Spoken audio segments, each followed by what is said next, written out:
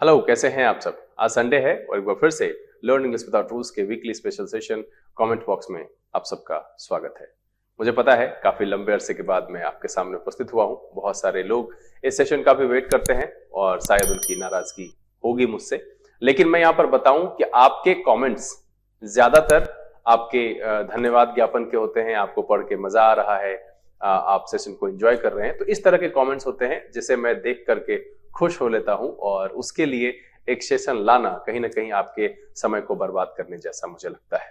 इसीलिए जब क्वेश्चंस की संख्या बढ़ती है और मुझे लगता है कि नहीं, अब यहां पर इस सारे सवाल के जवाब देने बहुत जरूरी है, तब मैं कमेंट बॉक्स का सेशन लेकर के आपके सामने उपस्थित होता हूं। बहरहाल मैं आपसे बस यही कहूंगा कि परेशानी हो तो सवाल लिखने में झिझकिए नहीं, और अगर आपकी सवाल की संख्या हर सप्ताह उतनी हो जाएगी तो हर संडे को आपके लिए ये सेशन जरूर लाया जाएगा। चलिए सेशन की शुरुआत करेंगे और सबसे पिछला कमेंट बॉक्स था वहां से हम कमेंट्स को उठाएंगे और आगे की तरफ बढ़ेंगे। पिछले सेशन के बाद राजेश तेजस्वी जी ने लिखा है, धन्यवाद सर, आपको भी बहुत बहुत धन्यवाद, बने रहिए। स्वीटी ने लिखा है, सर फ्रेश नहीं दिखाई देता है। स्वीटी, मैंने ये देख लिया था और मुझे लगता है कि अब शायद मैंने ये टेक्निकल इशू सॉल्व करवा दिया है और अब आपको देखने में परेशानी नहीं हो रही है। अगर फिर भी ये परेशानी बरकरार है अभी भी तो आप मुझे दोबारा सूचित करें, मैं ये कोशिश करूंगा कि आगे से फिर आपको परेशानी ना हो। मोहित ने लिखा है, बहुत बहुत धन्यवाद, आपको भी बहुत बहुत धन्यवाद मोहित जी, बने रहिए। इस तरह के सेशंस और लर्निंग इंग्लिश विदाउट रूल्स का प्रयास आपकी अंग्रेजी को अच्छा करने के लिए जारी रहेगा। हम वैसे सेशंस लाते रहेंगे जो आपकी अंग्रेजी के बेहतरी के लिए जरूरी है। पूजा ने लिखा है, एंजॉयड द सेशन सर, और ये फिलर्स के पहले सेट के लिए है। पूजा, बहुत बहुत धन्यवाद, आप इस सेट को बना करके आपको अच्छा लगा, बने रहिए। ऐसे बहुत सारे क्वेश्चन के पैटर्न्स अभी आने बाकी हैं, सेंटेंस अरेंजमेंट आना बाकी है, रीडिंग कॉम्प्रिहेंशन आना बाकी है, पैराफिलर्स बाकी है। जितने भी एग्जामिनेशन में क्वेश्चन पूछे जाते हैं मैं कोशिश करूंगा कि हर पैटर्न को कम से कम आपके सामने रखा जाए और उस पर 2 4 10 सेट बनवाया जाए। यूनिटी स्ट्रेंथ ने लिखा है, नाइस सेशन, आपको बहुत बहुत धन्यवाद। अनामिका ने लिखा है, thank you much, thank you sir, much needed session. बिल्कुल अनामिका, ये जरूरी है, वो कैब की दृष्टि से भी ये बहुत महत्वपूर्ण है।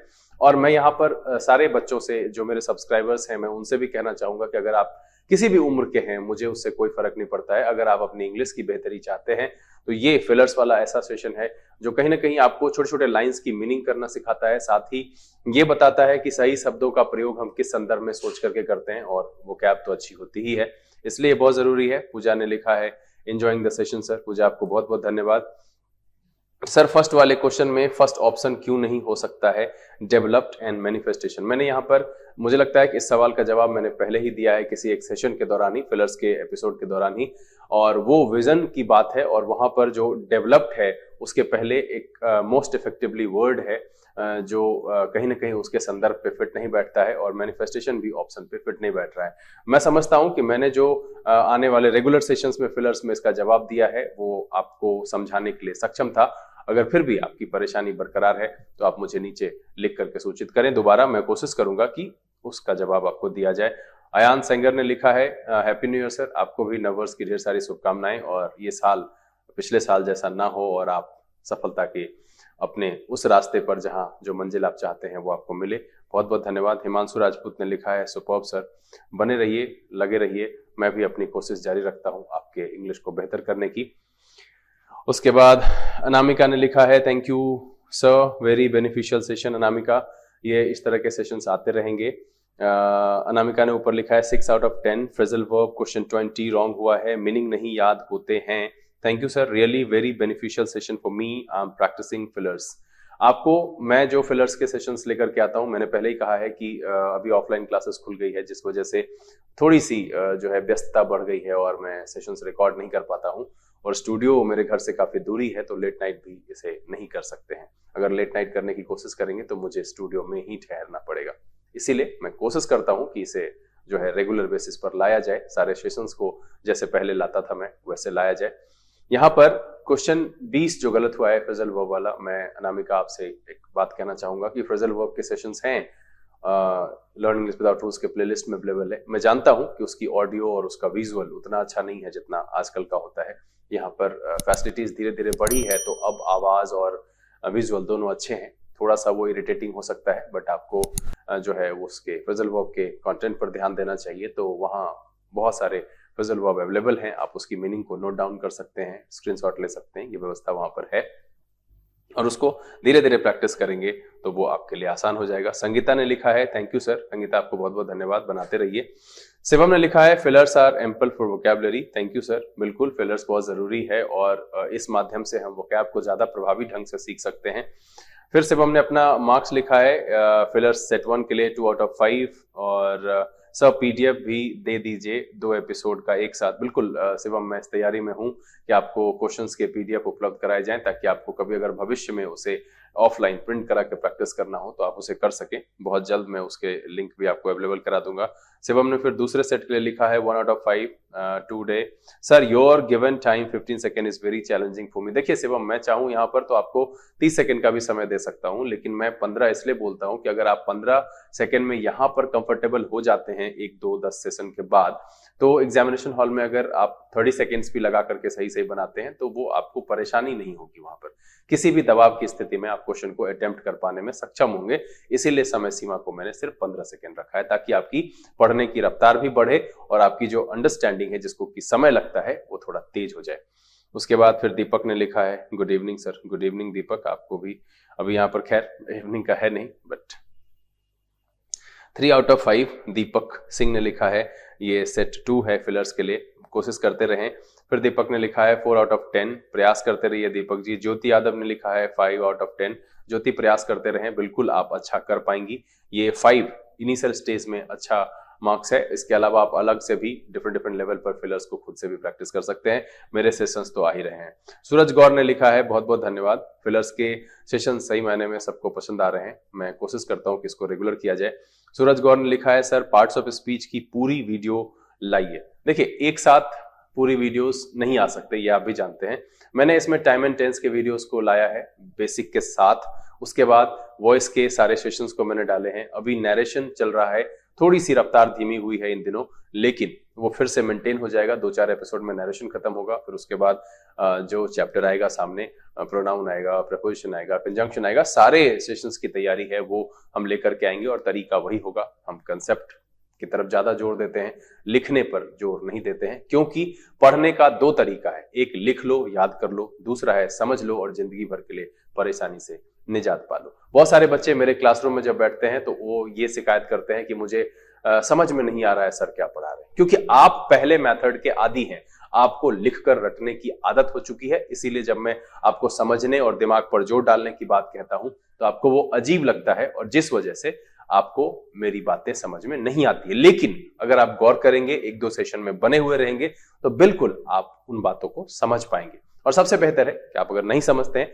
तो मुझे लिखें, मुझे किसी न किसी माध्यम से सूचित करें कि आप जो बता रहे हैं मुझे परेशानी हो रही है, तभी मैं उसका एक सार्थक और असरदार सॉल्यूशन आप तक ला पाऊंगा।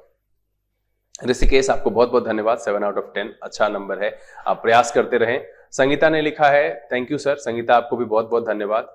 शिवम ने फिर यहाँ पर फिलर्स के सेट 3 के लिए लिखा है 4 out of 10, it was disappointing for me as soon as you explain the question it is easy to get it down.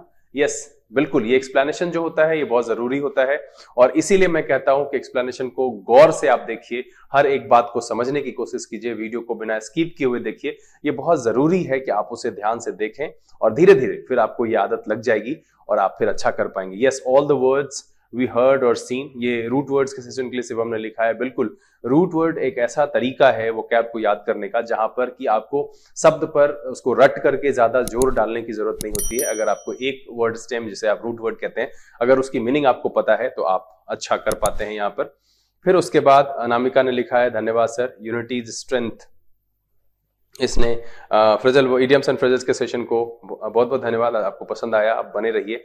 Cézanne ने भी यहाँ पर रिप्लाई किया है, सिजान बहुत बहुत धन्यवाद, बने रहिए सेशन पर। हिमांशु राजपूत, आपको भी बहुत बहुत धन्यवाद। यहाँ पर है, अनामिका ने लिखा है, सर सेंटेंस रीअरेंजमेंट के क्वेश्चन का भी सेशन करवा दीजिए, बहुत रॉन्ग होता है, एक साथ 5 क्वेश्चन रॉन्ग हो जाता है, प्लीज सर हेल्प सर। बिल्कुल अनामिका, मैं यहाँ पर इस तैयारी में हूँ कि फिलर्स के कुछ सेशन हो जाते हैं, उसके बाद मैं ऑल्टरनेट बेसिस पर कभी फिलर्स, कभी सेंटेंस अरेंजमेंट, कभी रीडिंग कॉम्प्रिहेंशन, इसके डिफरेंट डिफरेंट पैटर्न्स को मैं एक साथ लेकर के आऊँ। थोड़ी सी जो है व्यस्तता नॉर्मल होने दीजिए, क्योंकि एक साल से जो क्लासरूम ऑफलाइन वाली थी उसकी आदत जा चुकी है, जिस वजह से कहीं ना कहीं परेशानी का सामना अभी करना पड़ रहा है। संगीता, फिर से एक बार आपको बहुत बहुत धन्यवाद। राजेश तेजस्वी जी, बहुत बहुत धन्यवाद। हिमांशु राजपूत, आपको भी बहुत बहुत धन्यवाद।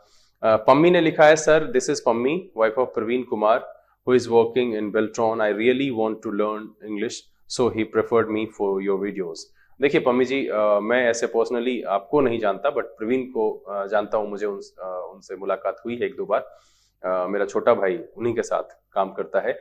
तो आपके लिए ये सेशन किस हद तक फायदेमंद है, ये आप मुझे लिख करके बताइएगा। अगर आपको कहीं पर भी किसी स्पेसिफिक सेक्टर में मेरी बात को समझने में परेशानी होती है तो आप वो भी मुझे लिख करके सूचित करें। ऐसे अगर आप ग्रामर और कंसेप्चुअल इंग्लिश को पसंद करती हैं, रटना पसंद नहीं करती हैं, तो एक्चुअली हाँ, आप सही जगह पर हैं।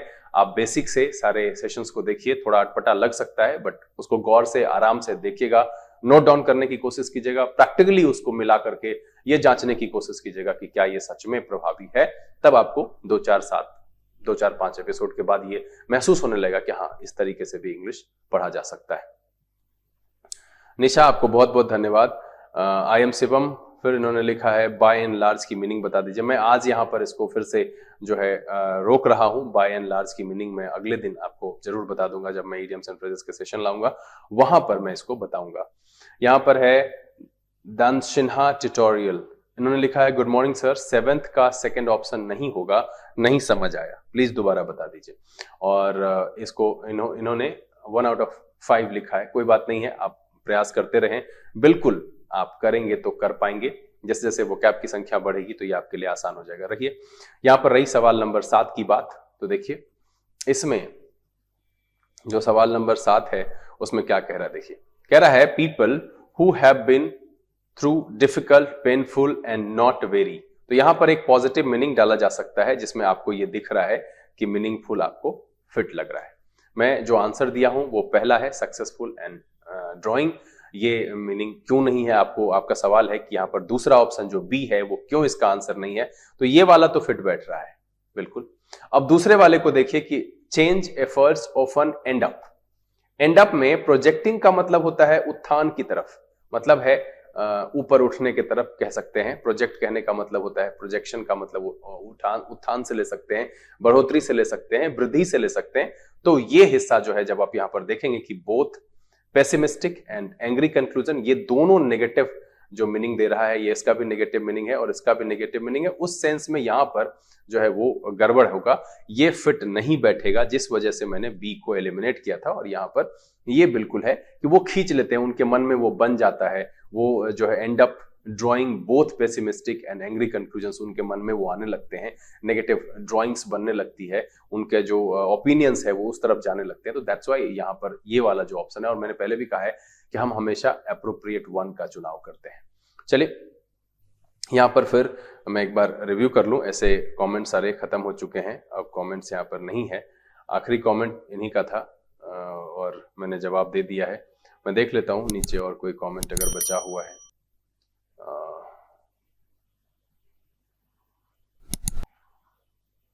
हाँ, इन्होंने राजेश तेजस्वी जी ने लिखा है कि एड्रेसिंग कब हो जाता है रिपोर्टिंग वर्ब में।